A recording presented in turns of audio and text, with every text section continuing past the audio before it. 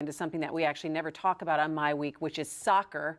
But everyone seems to be talking about soccer, the possibility of not only an MLS team coming to Detroit, but a stadium smack in downtown on the site of the new installed Wayne County Jail project. Also, Dan Gilbert got the green light for a high-rise new development on the Hudson site. So actually, it's a lot to talk about in terms of Dan Gilbert investment.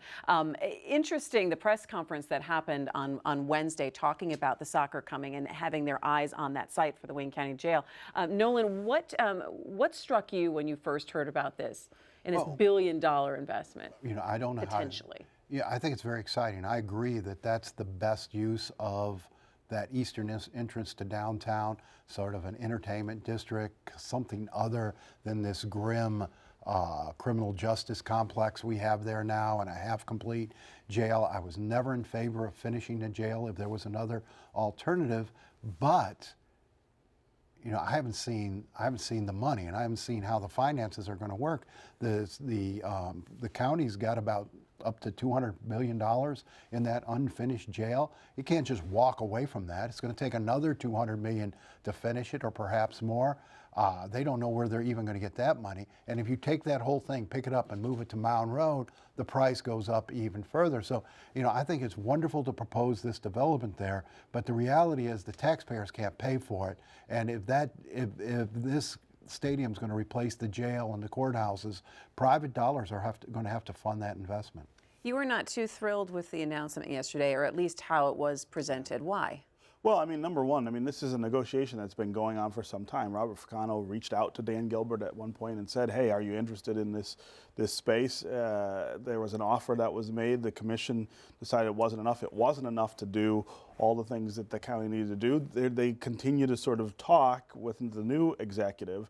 But then before there's any resolution at all, before there are hard numbers about what Gilbert is willing to commit or what it'll cost, he comes out with this huge splashy press conference promising this gleaming new stadium, which gets everybody all worked up about that idea, even though it may not be, as Nolan points out, it may not be a realistic solution unless Gilbert is willing to make up the gap in what the county has and what it will need if you're going to move everything out to Mound Road. Plus, Mound Road's not a great site for all of that stuff. It really is remote, and you need the reason.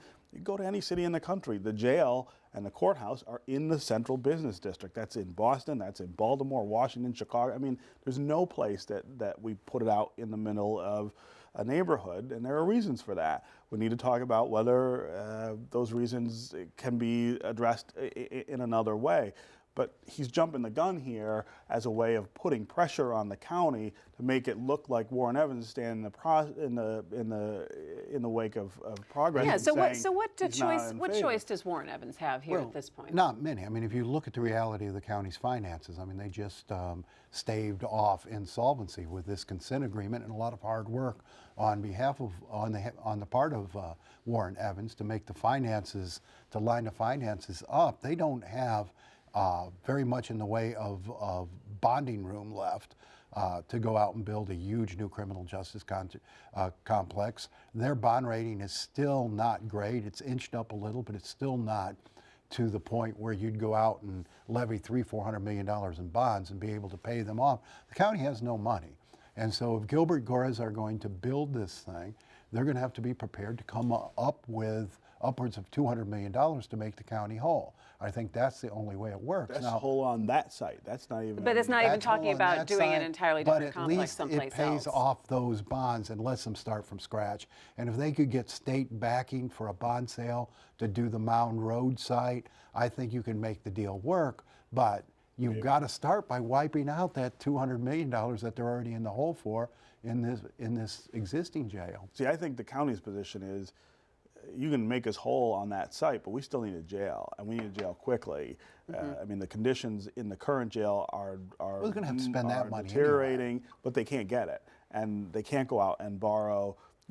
I think you're talking about upwards of $500 million if you're going to build an entire criminal justice complex out at Mound Road or anywhere else.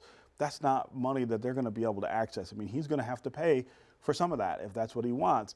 And this was a way yesterday of sort of saying, well, you'll get this $1 billion investment, and I'm not going to address all these other problems. I'm not going to talk about all these other issues that need to be resolved. It really was. I But thought. I think we've learned, though, you don't want to really underestimate him when he gets a notion in his head. You know, they may make this work. I mean, the county's going to have to build a new. He has the money. He can pay for it. The county's going to have to build a new courthouse eventually, anyway, within the next 2 to 3 years. That whole It's a massive complex investment. But though. but I mean, so you can't really put that on this project. That cost is going to be incurred anyway. They're going to have to finish the jail. That's going to cost them $200 to $300 million. That's whether, no matter what happens, county's going to have to come up with that money from someplace. I don't think Evans has I figured. mean, the deal that they're Yeah, trying but to- I think that you have to take that in consideration because the knock has been all along that people haven't had the foresight for long-term planning when it comes to this. So I think that you do have to take that into I mean, consideration. the deal they're trying to put together, I mean, they're in a really precarious position. They cannot borrow a lot more money. The deal has got to address that $150 million that they've already done. They think they can get access to finish on that site, to money to finish that site. That's, Well, anything more, then Gilbert should open up his wallet and pay for it. They should consider a turnkey deal on that site. Let a contractor finish it and lease the place back. Because I'm with you. I don't think they're going to be able to borrow that money. And people love soccer around here. Yeah, they Right. do. They do.